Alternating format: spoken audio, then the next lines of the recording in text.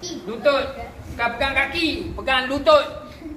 Tangan dua-dua ke depan.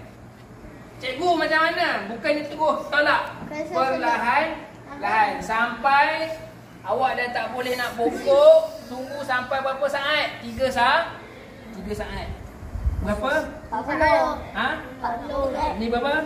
42. Ni? 42. Siapa lebih 42? RM20. Dah terkakak sakit dekat. Dah terkakak sudah. Okey, boleh Hafiz? Okey, ready.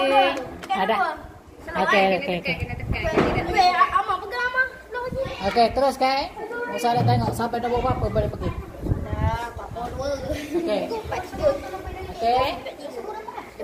Anda buatlah kalau dapat. Buat dia tengok. Cikgu yakin 100% takkan dapat 40. Mereka try.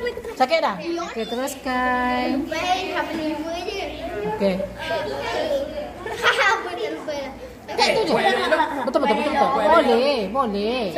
Tasha boleh. Boleh dah. Tangan tu habis je badan. Okey, cuba. Tolak badan ke depan.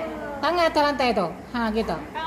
Lagi. Oh, jangan menipu lah. Ada masalah tak? Betul. Dah sakit kan ni. Sakit Lagi.